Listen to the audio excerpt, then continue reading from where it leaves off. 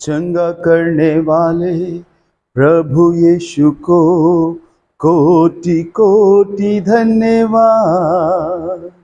चंगा करने वाले प्रभु यीशु को जीवन भर धन्यवाद। हालेलुया हालेलुया गाएंगे, आत्मा से भरकर गाएंगे, वो यीशु जिंदा है, वो आने वाला है। Praise the Lord, hallelujah. खुदावंद यीशु मसीह के मुबारक और जलाली नाम में आपको मेरा सलाम कबूल हो। हमारी प्रार्थना भवन कलीसिया की ओर से, हमारे विश्वासी लोगों की ओर से जो आपके लिए रात दिन प्रार्थना करते हैं, खुदावंद यीशु के नाम में मुबारकबाद और एक अच्छे दिन के लिए आपको बहुत सारी आशीषें मिले। हालेलुया। प्रभु यीशु जीवित और सामर्थी परमेश्वर है, अनुग्रहकारी है, हमसे मोहब्बत करने वाला, हमें जीवन देने वाला है। और आज फिर आपसे मुखातिब होकर बेहद दिली खुशी हो रही है कि मैं उस पैगाम को आप तक पहुंचा सकूं और उस रेवोल्यूशन को, उस रूहानी आसमानी मन्ने को, आसमानी रोटी को आपके सामने तोड़ सकूं और आप रूहानी रूप से आसूदा हो सके, भरपूर हो सके, तंदुरुस्त हो सके, मजबूत हो सके। जब मैं खुदावंद से दुआ कर रहा था, उससे प्रार्थना कर रहा था और उसके संग में बैठकर अपने वक्त को गुजार रहा था और मेरा खुदा मुझसे बातें कर रहा था, तब उसने मुझे बहुत सारी बातें बताई, जिसमें से कुछ बातें मैं आज के इस अच्छे से संदेश में आपके संग शेयर करना चाहता हूं। खास तौर से उन लोगों के लिए जो बरसों से खुदावंद यीशु मसीह को जानते हैं, जाति के तौर पर वो ईसाई है या क्रिश्चियन है या किसी कलीसिया या किसी चर्च के मेंबर है, चाहे वो कैथलिक हैं, चाहे वो प्रोटेस्टेंट है या किसी भी उस समाज से ताल्लुक रखते हैं, पेंटिकॉस्टल है, सीएनआई है, मेथोडिस्ट है, लेकिन आप प्रभु के लोग हो। और आज जब मैं आपके लिए प्रार्थना कर रहा था तब प्रभु ने मुझे ये बात दी, पर इससे पहले कि वो बात मैं आपके लिए शेयर करूं, मैं आपके लिए प्रार्थना करना चाहता हूं। राजाओं के राजा खुदावंद यीशु मसीह, जो तेरे बेटे और बेटियां, जो तेरे जन खुदावंद इस वचन को सुनने जा रहे हैं, कलाम को सुनने जा रहे हैं, प्रभु उनके मन को एकाग्र कर, सारे ध्यान को जो संसारिक है, जो भटकाते उन्हें दूर कर, वचन पर मन लगाने की ताकत दे। पवित्र आत्मा इसी समय आप उनके मनों पर, उनके जहन पर कब्जा करे, ताकि वो पूरे ध्यान से तेरे वचन को सुने, समझे और उस अभिषेक में जिसमें तूने मुझे ये वचन दिया है, उसी अभिषेक, उसी आत्मा में वो उसे ग्रहण कर सके और रूहानी रूप से मजबूती हासिल कर सके। खुदावंद मेरी दुआ है उन पर हमेशा बनाए रखना। प्रभु यीशु मसीह के नाम से मांगते हैं, आमीन। Praise the Lord, hallelujah. बोलो यीशु मसीह की जय। वो राजाओं का राजा और प्रभुओं का प्रभु है। खुदा के लोगों, बहुत उम्दा बात, जब मैं खुदा के कलाम को पढ़ रहा था, लिखा हुआ है प्रभु के वचन में, अगर आप बाइबल लेकर बैठे हैं तो आप जरूर से मेरे संग इस इबारत को निकालें। पर फिर मैं रिक्वेस्ट करूंगा, अगर आपको अंत में आशीष मिल रही है तो आप जरूर से अपने उन विश्वासी भाइयों को, उन अपने दोस्तों को, मित्रों को, परिवार के लोगों को, सिर्फ 10 लोगों को, मेरी इच्छा है कि आप मेरे संग कंधे से कंधा मिलाकर प्रभु की खिदमत करें। मैं आपके पास नहीं आ सकता, आप मेरे पास नहीं आ सकते, लेकिन सोशल मीडिया के माध्यम से, अपने चैनल के माध्यम से हम बहुत सारे लोगों तक खुदा के कलाम को पहुंचा सकते हैं। बाइबल में लिखा है, खुदा का कलाम कैदी नहीं है। अगर आप इस काम को करोगे, प्रभु आपको इसका प्रतिफल जरूर देगा। हालेलुया। उसके वचन में जीवन है। सो मैं आपसे रिक्वेस्ट करूंगा कि आप जरूर से इस वीडियो के लिंक को कॉपी करके अपने किन्हीं 10 दोस्तों को जरूर बताएं, जो खुदा के घर नहीं आ सकते लेकिन प्रभु ने उन्हें चुना है, उन्हें और मजबूती प्रदान करने के लिए आप उन तक इन खबरों को पहुंचाएं, ताकि वो दुआ में, प्रार्थना में, प्रभु की संगति में अपने आप को बढ़ाते जाएं और शैतान पर हर रोज जय प्राप्त करते जाएं। Praise the Lord, hallelujah. एक इबारत निकालेंगे खुदा के कलाम से, बहुत अच्छी है। भजन संहिता, उस यूहन्ना रचित सुसमाचार, उसका 5वां अध्याय और उसके पहले पद से यहाँ पर एक शख्स का जिक्र मिलता है जो 38 साल से रोगी है, शारीरिक दुर्बलता में है, कमजोरी में।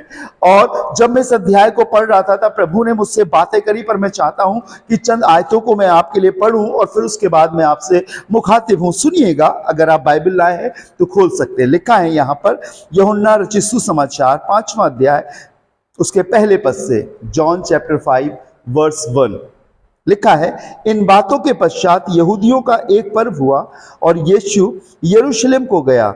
यरूशलेम में भेड़ फाटक के पास एक कुंड है जो इब्रानी भाषा में बैतसदा कहलाता है, और उसके 5 औसारे हैं।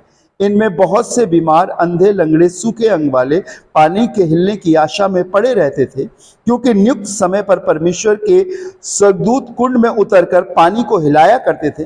पानी हिलते ही जो कोई उसमें पहले उतरता वो चंगा हो जाता था, चाहे उसकी कोई भी बीमारी क्यों ना हो। वहां एक मनुष्य था जो 38 वर्ष से बीमारी में पड़ा था। यीशु ने उसे पड़ा हुआ देखकर और ये जानकर कि वो बहुत दिनों से इस दशा में पड़ा है, उससे पूछा, क्या तू चंगा होना चाहता है? उस बीमार ने उसको उत्तर दिया कि हे स्वामी, मेरे पास कोई मनुष्य नहीं कि जब पानी हिलाया जाए तो मुझे कुंड में उतारे, परंतु मेरे पहुंचते पहुंचते दूसरा मुझसे पहले उतर जाता है। यीशु ने उससे कहा, उठ, अपनी खाट उठा और चल फिर। वो मनुष्य तुरंत चंगा हो गया, अपनी खाट उठाकर चलने फिरने लगा। वो सब का दिन था, इसलिए यहूदी उसे जो चंगा हुआ था कहने लगे, आज तो सब का दिन है, तुझे खाट उठानी उचित नहीं है। Praise the Lord. उर्दू में भी बहुत सुंदर लिखा है। उर्दू की मैं चाहता हूं आपको 2 आयत पढ़ दूं, और उसकी 5वीं और 6वीं आयत लिखा है, वहां एक शख्स था जो 38 वर्ष से बीमारी में मुब्तला था। ठीक है, उसको ईसा ने पड़ा देखा और ये जानकर कि वो बड़ी मुद्दत से इस हाल में है, उससे कहा, क्या तू तंदुरुस्त होना चाहता है? उस बीमार ने उसे जवाब दिया, ऐ खुदावंद, मेरे पास कोई आदमी नहीं कि जब पानी हिलाया जाए तो मुझे उस हौज में उतार दे, बल्कि मेरे पहुंचते पहुंचते दूसरा मुझसे पहले उतर पड़ता है। ईसा ने उससे कहा, उठ, अपनी खाट, अपनी चारपाई उठाकर चल फिर। और वो शख्स फौरन तंदुरुस्त हो गया और अपनी चारपाई उठाकर चलने फिरने लगा। यहां पर एक शब्द आया है, तंदुरुस्त। अगर तंदुरुस्ती के विषय में बयान करूं जो खुदा की रूह ने मुझे बताई है, हर एक मनुष्य तंदुरुस्त होना चाहता है। तंदुरुस्ती के सबब लोग अच्छा आहार खाते हैं, नॉनवेज खाते हैं, दिन भर खाते हैं, सुबह से लेकर शाम तक खाते हैं और खाते खाते ही सो जाते हैं। कई लोग बहुत सारी ऐसी चीजों को खाते हैं जिससे उनके शरीर में बल आए, और बहुत सारे लोग पूरे महीने भर, चाहे सुबह हो, चाहे दोपहर हो या शाम हो, एक टाइम जरूर नॉनवेज खाते हैं ताकि वो तंदुरुस्त हो सके, उनका जिस्म जो संसारिक है, जो दिखता है, वो मजबूत हो सके। कोई दुर्बलता और कमजोरी लेकर अपने जीवन को नहीं जीना चाहता। और बहुत से माँ बाप अपने बच्चों को बचपन से ही बहुत सारी ऐसी चीजें देते हैं, जैसे बॉर्नवीटा है, हॉर्लिक्स है, दूध के संग मिलाकर दूध देते हैं, चने खिलाते हैं, मजबूती उनको देना चाहते हैं ताकि वो तंदुरुस्त हो, मजबूत हो। और कोई भी ढीला पोला होकर, कमजोर होकर अपनी जिंदगी को आगे नहीं बढ़ाना चाहता। वो दिखने में सुंदर हो, शारीरिक रूप से उसके डौले शरीर मजबूत हो। तंदुरुस्ती एक मनुष्य के जीवन में उसकी सुंदरता को दिखाती है, और हर एक पिता, हर एक माँ ये बात चाहता है कि उसके बच्चे तंदुरुस्त हों, उसके बच्चे हिस्पुष्ट हों, उसके बच्चे देखने में बलशाली और मजबूत हो सके। खुदा के लोगों, तंदुरुस्ती शब्द हम मसीही जीवन में भी बहुत मायने रखता है। ये तो एक संसारिक तंदुरुस्ती है जिसे हम बढ़िया बनाने के लिए संसारिक आहार को लेते हैं और अपने जीवन में पौष्टिक चीजों को लेते हैं ताकि हम मजबूत बने। कई लोग ज्यादा खाने के कारण उनकी तूंद निकल आती है, कई लोगों का शरीर बेडौल हो जाता है, कई लोग इतना ज्यादा अपनी तंदुरुस्ती पर ध्यान नहीं देते और उन बातों में इतने ज्यादा लिप्त हो जाते हैं कि वो सिर्फ खाने की तरफ ध्यान देते हैं, बहुत सारी चीजों को अपने जीवन में सेवन करने लगते हैं जरूरत से ज्यादा, और उनकी जो शारीरिक तंदुरुस्ती है वो मोटापे में बढ़ जाती है। और ज्यादा नॉनवेज खाने के कारण, ज्यादा बहुत सारी जीभ को अच्छी लगने वाली चीजें खाने के कारण कई एक रोग, कई एक बीमारियों को वो ले आते हैं। कहते हैं कि ईसाई अच्छा खाते हैं और अच्छा पहनते हैं, बिल्कुल सही है, लेकिन मैंने ईसाइयों को अच्छा खाते हुए, अच्छा पहनते हुए देखा है, लेकिन ईसाइयों को हार्ट पेशेंट होते हुए, पैरालाइज के मरीज होते हुए, अर्थराइटिस के पेन में, बहुत सारी बीमारियों में, कैंसर में, HIV में भी मैंने जकड़े हुए देखा है। हाँ, अच्छी बात है, खाना चाहिए, लेकिन पौष्टिक चीजें खाना चाहिए। ऐसी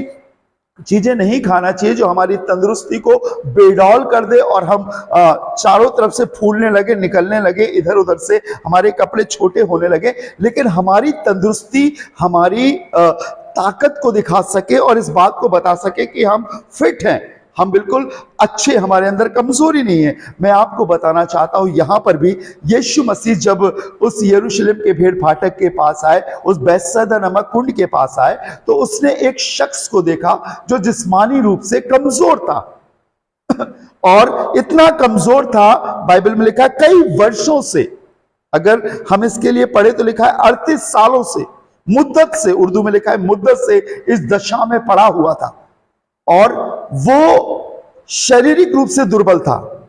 चंगाई के द्वार पर होकर, उस हौज के पास होकर, उस कुंड के पास होकर भी इसे चंगाई नहीं मिल पा रही थी। इसका मतलब कि ये सिर्फ शारीरिक दुर्बलता में नहीं था, लेकिन ये आत्मिक दुर्बलता में भी था, क्योंकि इतने वर्ष से ये वहां कुंड के पास पड़ा था। ये चाहता तो कुंड के पास वहां से जैसे ही फरिश्ते उस जल को हिलाते, पानी को हिलाते, वो लुढ़क जाता और चंगा हो जाता। ये मेंटली रूप से भी कमजोर था। और आज बहुत से लोग शारीरिक मजबूती को, शारीरिक तंदुरुस्ती को तो देखते हैं, लेकिन आत्मिक मजबूती को नहीं देखते। और जब तक हमारे जीवन में आत्मिक मजबूती नहीं होगी, मैं आपको बताऊं, हम हर रोज हारेंगे। और शैतान आपकी जिस्मानी कमजोरी या जिस्मानी उत्थान को नहीं देखता कि आप कितने मोटे ताजे और कितने तंदुरुस्त हैं, लेकिन शैतान अगर देखता है तो आपकी रूहानी तंदुरुस्ती को देखता है। वो दिमागी रूप से, मेंटली रूप से आपको इतना नेगेटिव कर देगा, नकारात्मक बातें आपके मन में भर जाएंगी कि आप कुछ नहीं कर सकते हो। आप किसी ना किसी शख्स पर, किसी ना किसी चीज पर आश्रित हो जाओगे। रूहानी दुर्बलता के कारण अगर सबसे पहले आपके अंदर मालूम क्या आता है, अगर आप रूहानी रूप से दुर्बल हो तो आप शक करने वाले होगे, संदेह करने वाले होगे, आपका विश्वास अल्प विश्वास होगा, आप डमाडोल होने वाले होगे, अपनी बात पर अडिग और अटल बने रहने वाले नहीं होगे। जब आप रूहानी रूप से कमजोर होगे तो मैं आपको बताना चाहता हूं, आप थोड़ी थोड़ी चीजों में चिंता करने लगोगे, आप दुनिया पर भरोसा करने लगोगे, दुनिया से सहारा मांगने लगोगे, अपने समझ का सहारा लेने लगोगे। जब आप रूहानी रूप से दुर्बल या कमजोर होगे और तंदुरुस्त नहीं होगे। और यह शख्स वहां पर पड़ा तो था, लेकिन यह सिर्फ जिस्मानी रूप से ही नहीं, लेकिन अंदर से भी ये दुर्बल और कमजोर था। जब यीशु ने इससे एक सवाल किया, क्या तू तंदुरुस्त होना चाहता है, तो मालूम इसने क्या कहा, ऐ खुदावंद, मेरे पास कोई शख्स नहीं कि जब पानी हिलाया जाए तो मुझे इस हौज में उतार सके। इसका मतलब कि इसका रूहानी ईमान लोगों पर था, इसका इस बात पर नहीं था कि ये वहां पर घसक कर चला जाए, जैसे हिले उतर जाए। यह सिर्फ किसी इंसान पर भरोसा रख रहा था। जब आप रूहानी रूप से कमजोर होंगे तो आपका ईमान खुदावंद पर नहीं, आपका ईमान लोगों पर होगा, आप लोगों की मदद पर डिपेंड करेंगे। बाइबल में लिखा है, श्रापित है वो मनुष्य जो मनुष्य पर भरोसा रखता है। अगर आप खुदावंद के लोग हैं और अगर आप रूहानी रूप से दुर्बल है, तो मैं आपको बताना चाहता हूं, बहुत सारी चीजों में आपकी दुर्बलता नजर आ जाएगी। और मालूम है आपको, जो रूहानी रूप से दुर्बल होता है वो विश्वास में नहीं होता है। पति पत्नी पर, पत्नी पति पर, बच्चे मां बाप पर, लोग एक दूसरे पर, कलीसिया में लोग एक दूसरे पर, उस मेल में, उस मोहब्बत में आगे नहीं बढ़ पाते। हर बातों में वो शक करने वाले होते, हर बातों में वो संदेह करने वाले होते, क्योंकि वो रूहानी रूप से मजबूत ही नहीं है। उनकी मोहब्बत, उनका प्यार स्वार्थी होगा, कुछ पाने की आशा वाला उनका स्वार्थ होगा। लेकिन अगर वो रूहानी रूप से तंदुरुस्त होंगे, मजबूत और जोरावर होंगे, तो मैं आपको ये बात बाबुलंद बताना चाहता हूं, वो हमेशा हर बातों में खुदा की शुक्रगुजारी करने वाले, आनंदित रहने वाले, धीरज से आगे बढ़ने वाले और अपनी रूहानी तंदुरुस्ती को प्रकट करने वाले होंगे कि नहीं, चलो जो मेरे संग हुआ, मेरा खुदा मेरे संग है और मेरा खुदावंद मेरे लिए हर एक चीज पूरा करेगा। हालेलुया। आज बहुत से लोग कमजोर हैं। जब आपकी रूहानी तंदुरुस्ती कमजोर हो जाती है, मैं आपको बताना चाहता हूं, आपका प्रार्थना का जीवन कमजोर हो जाता है, आपका वचन पढ़ने वाला जीवन कमजोर हो जाता है, आपका परमेश्वर के भवन में जाने वाला जीवन कमजोर हो जाता है। जब आप रूहानी रूप से कमजोर हो जाते हैं, मैं आपको बताना चाहता हूं परमेश्वर के लोगों, आप प्रभु पर विश्वास नहीं कर पाते, आप संसारिक चीजों पर विश्वास करते हैं। मैं नाम तो नहीं बताऊंगा, मैं कलीसिया की एक एल्डर को जानता हूं जो बच्चों को संडे स्कूल पढ़ाती हैं, क्रिश्चियन सॉन्ग, बाइबल की आयतें उन्हें याद कराती है, मसीही गीत उन्हें सिखाती है। लेकिन मुझे पता चला एक दिन उनके पांव में बहुत ज्यादा दर्द हुआ और किसी के थ्रू मुझे खबर लगी, उन्होंने मुझे फोन किया कि आप आइए हमारे लिए प्रार्थना कीजिए और हमें ये समस्या। मैंने कहा जरूर आऊंगा और मैं उनके बताए हुए नियत समय पर उनके घर में गया और जब मैं उनके घर में गया तो घर में उनके कुछ लोग थे, वो नहीं मुझे मिली। मैंने उनसे पूछा कि वो कहाँ गए, तब उन्होंने बताया कि झांसी के पास में ही एक शहर है, वहां पर गए। तो मैंने सोचा कि शायद दर्द ज्यादा होगा इन्हें, तो उस पास वाले शहर में बड़े अस्पताल हैं, वहां पर वो दिखाने गई होंगी। तब मुझे किसी ने बताया 2-3 दिन के बाद कि वो अस्पताल दिखाने नहीं गई थी, वो उस दूसरे शहर में इसलिए गई थी कि वहां पर एक मजार है, वहां पर एक बाबा है जो चादर चढ़ाते हैं, पूजा करते हैं, तमाम प्रकार के अपने तंत्र मंत्र करते हैं और ताबीज देते हैं और कुछ ऐसा देते हैं कि गले में बांध लो, घर में रख लो, कुछ खाने में मिला के दे दो। और ऐसे करके वो वहां पर गई थी और शाम को जब वो लौट कर आई तो मुझे पुनः फोन किया कि आप आइए, हम थोड़ा सा काम से गए थे। मुझसे वो उन बातों को छिपाने लगी। मैं आपको बताना चाहता हूं, ऐसे हमारे समाज में, हमारे बीच में बहुत सारे रूहानी रूप से कमजोर लोग पाए जाते हैं जो प्रार्थना भी कराना चाहते हैं और वो जगह जगह पर भी जाना चाहते हैं। वो जिस्मानी रूप से तो अपने आप में पैसे के रूप से तो मजबूत है, लेकिन रूहानी रूप से वो बहुत दुर्बल है। वो परमेश्वर की सामर्थ को और संसार की सामर्थ को बराबर नापते हैं। वो कहते हैं कि दुआ भी जरूरी है और दवा भी जरूरी है। हाँ, बिल्कुल अच्छी बात है, दुआ भी जरूरी है और दवा भी जरूरी है, लेकिन दुआ उन पर ही असर करती है जिनके लिए परमेश्वर चाहता है। कई बार लोग इलाज कराने के बाद भी नहीं बच पाते हैं। इन्हीं दिनों की बात है, पिछले वर्ष में मैं बहुत सारे कोविड वार्ड में प्रेयर करने के लिए गया, बहुत सारे कोविड के मरीजों से मिला और जब मैं उनसे बातें करता था, खुदावंद के लोगों, उन्होंने अपने जीवन काल में अपनी मर्जी को पूरा किया। ना खुदा के घर जाते थे, ना परमेश्वर से प्रार्थना करते थे, लेकिन बीमारी के दौरान उन्होंने मुझे फोन किया। मैं आपको सच बताना चाहता हूं, मैं जब उनके पास गया, उनसे बातें करता था तो हाथ जोड़ लेते थे, बचा लीजिए राजू भाई, बचा लीजिए। मैं कौन होता हूं बचाने वाला? वो रूहानी रूप से इतने दुर्बल और कमजोर हो गए थे कि मैं आपको बताना चाहता हूं, उनकी मृत्यु हो गई, वो खत्म हो गए। परिवार अनाथ और कहना चाहिए उजड़ गए, सिर्फ इसलिए क्योंकि वो रूहानी रूप से कमजोर थे। उन्हें इस बात का इल्म ही नहीं था कि खुदावंद यीशु के हाथ में, परमेश्वर के हाथ में जिंदगी और मौत दोनों हैं। और वो उन बातों पर ज्यादा भरोसा करने लगे जो बातें उन्हें आंखों से नजर आती थी। जिस्मानी रूप से वो हट्टे कट्टे मोटे थे। एक शख्स का वजन 3-3 आदमियों के बराबर था। खाने पीने में अव्वल थे, पूरे महीने नॉनवेज खाते थे, लेकिन आत्मिक रूप से वो दुर्बल और कमजोर थे। और दुर्बल और कमजोर होने के कारण जब इन बीमारियों ने उनके जीवन में डेरा किया तो वो टूट गए और उनकी मृत्यु हो गई। और आज मैं आपको इसलिए उभारना चाहता हूं, मैं और आप अपनी शारीरिक उत्थान के लिए बहुत ख्याल करते हैं। सुबह नाश्ता, दोपहर में लंच और रात में डिनर करते हैं और सोते सोते दूध भी पी लेते हैं और दिन भर में कुछ ना कुछ खाते रहते हैं ताकि हमारे अंदर कमजोरी ना आए। पर क्या कभी हमने इस बात पर गौर किया कि हमारा रूहानी शरीर भी है जो दुर्बल और कमजोर होता जा रहा है? हम खुदा के घर तो जा रहे हैं, उस चंगाई के द्वार पे तो जा रहे हैं, पर हम चंगे नहीं हो पा रहे हैं क्योंकि हम आत्मिक रूप से दुर्बल हैं। हमारी आशाएं कमेटी पर है, हमारी आशाएं चर्च पर है, हमारी आशाएं चर्च के तौर और तरीकों पर है, पर हमारी आशाएं खुदाबंद यीशु पर नहीं है। जिसके घर जा रहे हैं हम उससे मुलाकात करने नहीं जा रहे हैं। हम खुदा के घर तो जा रहे हैं पर लोगों से संपर्क कर रहे हैं, अपनी फोटो खींच रहे हैं, सेल्फी ले रहे हैं, लेकिन कभी हमने खुदावंद को अपनी कमजोरी दिखाने की कोशिश नहीं करी। और मैं आपको बताना चाहता हूं, जो रूहानी रूप से कमजोर होते हैं सबसे पहले उसके जीवन में शक और संदेह आता है, और दूसरी चीज अगर उनके जीवन में आती है तो वो है आत्मिक घमंड।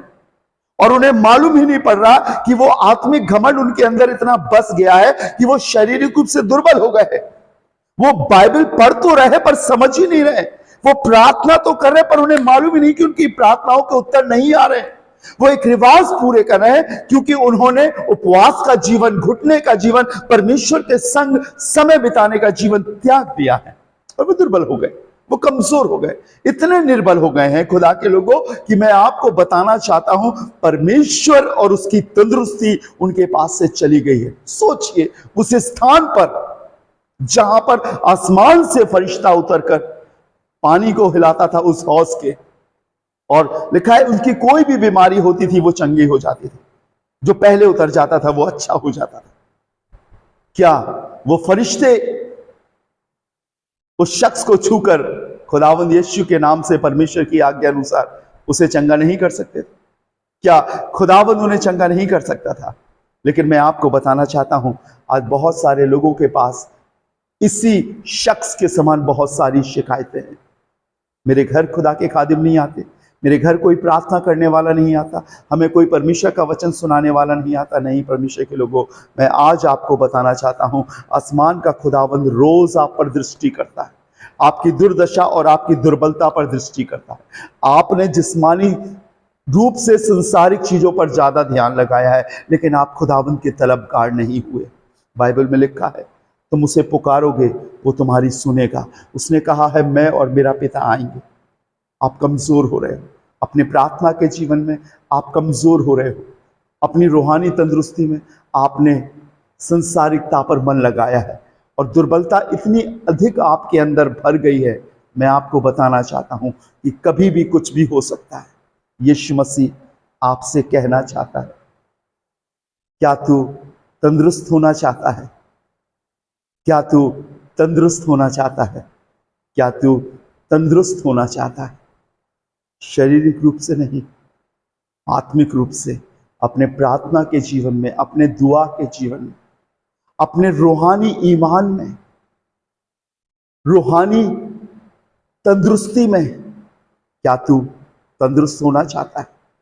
क्या आज वो चीजें आपको दबा रही हैं? खुदा के लोगों, बाइबल में लिखा हुआ है, इब्रानियों की पत्री उसका 4 अध्याय और उसके 15वें पद में लिखा है, क्योंकि हमारा ऐसा महायाजक नहीं जो हमारी निर्बलताओं में हमारे साथ दुखी ना हो सके, वरन वो सब बातों में हमारी नाई परखा तो गया तो भी निष्पाप निकला। वो आपके लिए दुर्बल और कमजोर हुआ, आपको सामर्थ देने के लिए वो कमजोर हुआ है, और आज भी वो आपसे बेहद प्यार करता है, बहुत मोहब्बत करता है। सिर्फ आपको एक काम करने की जरूरत है। वो काम मालूम क्या है? वो काम सिर्फ ये है कि आपको बताना पड़ेगा, आपको बोलना पड़ेगा कि हाँ प्रभु, मैं तंदुरुस्त होना चाहता हूँ। मेरी बहन, मेरे भाई, कोई आपकी मदद के लिए नहीं आता, बिल्कुल फिक्र मत कीजिए। यरूशलेम के भेड़ फाटक की वो बैतसैदा नामक कुंड के पास उस शख्स की मदद के लिए कोई नहीं, लेकिन आप उसकी मदद के लिए यीशु मसीह आया, और आपके लिए भी यीशु मसीह आएगा। बस आप कहो, प्रभु मुझे रूहानी रूप से तंदुरुस्त कर, रूहानी रूप से मुझे मजबूत कर। मेरे लिए संसारिक तंदुरुस्ती से बढ़कर रूहानी तंदुरुस्ती है, और अगर आप आत्मिक रूप से तंदुरुस्त रहोगे, मैं आपको बताना चाहता हूँ वो आपको आगे बढ़ाएगा।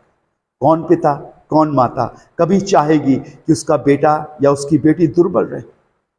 लोग कहते हैं जब किसी कमजोर शख्स को देखते हैं, क्या तुम खाते नहीं हो? क्या खाते हो? तुम्हारे शरीर में नहीं लगता? बीमार हो क्या? जब लोग हमारे शारीरिक स्ट्रक्चर को, जिस्मानी शरीर को देखते हैं, इसको देखते हैं, तो हमें तमाम बातें बोलते हैं। हाँ, परमेश्वर के लोगों, परमेश्वर भी आपको तंदुरुस्त देखना चाहता है। आप उसकी संतान हो, आपने उसे ग्रहण किया है, मरियल और दुर्बल नहीं, लेकिन तंदुरुस्त हालत में देखना चाहता है। ईमान में, उस परमेश्वर के रूहानी वरदानों में, धीरज में, संयम में, रूहानी खुशी में वो आपको तंदुरुस्त देखना चाहता है। हर उस स्थिति में आपको मुस्कुराता हुआ देखना चाहता है। क्या आप सचमुच अपनी विकट परिस्थितियों में खुश रहते हो? जब आपके लोग, आपके दोस्त आपके खिलाफ कोई षड्यंत्र रचते हैं, कोई बातें करते हैं, तब क्या आप कह सकते हो थैंक यू जीसस, प्रभु तेरा धन्यवाद? जब कोई आपकी बुराई करता है, आपके खिलाफ बातें करता है, तब आप हाथ उठाकर कह सकते हो कि प्रभु तेरा धन्यवाद हो। और अगर आप उसका सामना करते हो तो इसका मतलब कि आप रूहानी रूप से कमजोर हो। बाइबल में लिखा है, तू अपनी समझ का सहारा ना लेना, वरन संपूर्ण मन से परमेश्वर पर भरोसा रखना। मैं आपको बताना चाहता हूं, आप शारीरिक रूप से कितने भी मजबूत हो जाएं, आप बहुत तंदुरुस्त हो जाएं, आपके जिस्म में बहुत सी बीमारियां आ जाएंगी, उम्र ढलती जाएगी, बीमारियां आती जाएंगी, लेकिन जब आप रूहानी रूप से खुदावंद में उन्नति करोगे तो बीमारियां नहीं आएंगी। यीशु मसीह आएगा, उसका अभिषेक आएगा, उसकी बातें आएंगी, उसकी सोच आएगी, उसका काम आएगा। और मैं आपको बताऊं, अब जब आत्मिक रूप से मजबूत होगे तो आप प्रत्येक चीजों में संतुष्ट रहना सीख जाओगे, लालच नहीं करोगे। जो खुदा ने आपको दिया है मोहब्बत से, प्रेम से, उसमें आप आगे बढ़ोगे। किसी दूसरे की चीज को देखकर लालच नहीं करोगे। ये नहीं कहोगे कि मेरे पास भी ऐसी गाड़ी हो, मेरे पास भी ऐसी बिल्डिंग हो, मेरे पास भी ये सारी चीजें हो। नहीं, आप कहोगे कि जब मेरा प्रभु चाहेगा तो मेरे को वो देगा, और अगर वो नहीं चाहेगा तो उसने मुझे जीवन जीने के लिए इतना संसाधन दे दिया है, ये बहुत है। Hallelujah, praise the lord. एलिया के घर के विषय में जानते हो आप? वो तो यहां से वहां जाकर परमेश्वर की सेवा किया करता था। कहां पर सोया करता था? क्या कभी आपने एलीशा के घर के विषय में सुना है? क्या आपने कभी यीशु मसीह के घर के विषय में सुना है? खुदा के लोगों, अगर आप खुदावंद की संतान हो, बेटे और बेटियां हो, और रूहानी रूप से आप तंदुरुस्त हो, तो वो आपको हर एक चीज में संतोषजनक, सेटिस्फाइड लाइफ देगा। लालची और स्वार्थी नहीं, जो परमेश्वर आपको देगा उसमें आप बहुतायत के संग ग्रो करोगे, आगे बढ़ोगे, और आप रूहानी रूप से मजबूत और तंदुरुस्त होते जाओगे। हालेलुया। मेरी बहन, मेरे भाई, आज से अपने खुदा से प्रार्थना करें और कहें, प्रभु मैं रूहानी रूप से तंदुरुस्त होना चाहता हूं। खुदा से बात करना सीखें, खुदा के सामने उपवास के संग प्रार्थना करना सीखें, उन श्रापों को अपने घर से डांट कर निकालना सीखे, अपने बेटे अपनी बेटी के सिर पर हाथ रखकर प्रार्थना करना सीखे, खुदा के संग चलना सीखे, उसके संग वॉक करना सीखे, उसके संग अपनी मन की बातों को शेयर करना सीखे, बताना सीखे। सब मालूम है उसे, लेकिन फिर भी आपको बताना पड़ेगा, आपको बोलना पड़ेगा, डिपेंड होना पड़ेगा, उस पर जुड़ना पड़ेगा। और मैं आपको बताऊं, आप रूहानी रूप से तंदुरुस्त होते जाओगे। जब एक संसारिक माँ बाप आपको दुर्बल नहीं देख सकते शारीरिक रूप से, तो सोचिए वो आसमानी पिता आपको कैसे देख सकता है कि मेरा बेटा और मेरी बेटी आत्मिक रूप से दुर्बल है, एक अल्प विश्वास में, एक संदेह और एक शक में अपने जीवन को जी रहे। आओ हम प्रभु से प्रार्थना करें और कहें, प्रभु मुझे तंदुरुस्त कर, मुझे अच्छा कर, मुझे रूहानी रूप से एक आत्मिक जीवन दे, मैं तेरे संग रूहानी रूप से मजबूत और तंदुरुस्त हो सकूं। वो आपके लिए करेगा। आइए दुआ करेंगे। राजाओं के राजा खुदावंद यीशु मसीह, हम तेरे कलाम के लिए, तेरे वचन के लिए तेरे शुक्रगुजार हैं। अगर तेरा कलाम ना होता तो प्रभु हमें रास्ता ही ना मिलता, तेरा पाखरू ना होता तो हम पर वो चीज रेवलेट ही नहीं होती, प्रकाशित ही नहीं होती, और हम तेरे वचन बाइबल को एक स्टोरी के समान, एक कथा के समान, एक धार्मिक ग्रंथ के समान पढ़ते रहते। लेकिन तेरा पाखरू है जो हमें बताता है कि तू हमें क्या देना चाहता है। प्रभु हम सिर्फ शारीरिक चंगाई के लिए, शारीरिक तंदुरुस्ती के लिए, शारीरिक पूर्ति के लिए अपने जीवन को जीते हैं, लेकिन प्रभु जब हम तेरे वचन को पढ़ते हैं तो ये सब चीजें तो संसारिक है और संसार में छूट जाएंगी, लेकिन प्रभु तू हमें रूहानी तंदुरुस्ती देना चाहता है। यीशु मैं आपसे दुआ करता हूं, हमें ऐसी तौफीक बख्श, हमें ऐसी लियाकत बख्श कि हम खुदावंद रूहानी रूप से तुझ में मजबूत हो सके। तेरे बेटे और बेटियों के लिए प्रार्थना कर रहा हूं जो तेरे कलाम को सुन रहे हैं इस वक्त खुदावंद यीशु मसीह, वो आपसे प्रार्थना करने का, जीवन जीने का वादा कर सके, आपके संग समय बिता सके, उपवास रख सके प्रभु जी, तेरे संग बैठ सके प्रभु जी, अपने ऊपर तेरे कब्जे के लिए अलाउ कर सके, कह सके अब मैं नहीं सोचूंगा, मेरा खुदा मेरे लिए सोचेगा। अब मेरी सोचों में, मेरी बातों में, मेरे कामों में, मेरे देखने में खुदावंद यीशु की तंदुरुस्ती वास कर सके। मैं एक आत्मिक रूप से हेल्दी शख्स, एक मजबूत शख्स बनना चाहता हूं प्रभु। मैं प्रार्थना करता हूं ऐसा जीवन दे प्रभु। जितने प्रार्थना भवन चर्च झांसी के सब्सक्राइबर्स हैं प्रभु जी, सदस्य हैं खुदावंद इस चैनल के, आज प्रार्थना करता हूं प्रभु हर एक को रूहानी रूप से मजबूत कर प्रभु, इन परीक्षाओं से, इन चिंताओं से निकालकर आत्मविश्वास में मजबूत कर, रूहानी ईमान में मजबूत कर, ताकि प्रभु ये दृढ़ और मजबूत होकर आपके लिए तैयार हो सके। क्योंकि जब आप आए प्रभु तो आप झुर्री वालों को नहीं, शक करने वालों को नहीं ले जाएंगे, लेकिन आप तंदुरुस्त लोगों को जो ईमान में, अपने जीवन में तंदुरुस्त और मजबूत है, उन्हें ले जाएंगे। ऐ यीशु, मैं आपसे दुआ करता हूं ऐसा रहम कर, ऐसा फजल कर और लोगों को रूहानी तंदुरुस्ती इनायत कर। सब कुछ आपके हाथों में सौंपते हैं, खुदावंद यीशु मसीह के नाम से मांगते हैं, आमीन आमीन आमीन। Praise the Lord, may God bless you. प्रभु आपको बहुत बरकत दे। और अभी जो बात प्रभु ने मुझे दी है मैं सारी नहीं बता पाया, पर मैं चाहूँगा इसे कंटिन्यू रखे, पार्ट 1, पार्ट 2, पार्ट 3, और जब तक प्रभु मुझे ये देता रहे आप ज़रूर से सुनिए कि रूहानी तंदुरुस्ती हम विश्वासियों के लिए, प्रभु के लोगों के लिए कितनी ज़रूरी है। और जब रूहानी तंदुरुस्ती नहीं होती तो शैतान हम पर कैसे अटैक करता है। मे गॉड ब्लेस यू। अगर आपको आशीष मिली है तो फिर मैं रिक्वेस्ट करूँगा अपने किन्हीं 10 लोगों को, सिर्फ 10% जो खुदा का हिस्सा है, किन्हीं 10 लोगों को आप इस वीडियो के लिंक को कॉपी करके शेयर कीजिए और मेरे संग प्रभु की इस खिदमत में हाथ बटाइए। चाहे वो कोई भी क्यों ना हो, इस मोहब्बत के पैगाम को उस तक ज़रूर पहुंचाइए। खुदावंद आपको, आपके परिवार को बरकत दे, सुरक्षित रखे। मे गॉड ब्लेस यू। जय मसीह।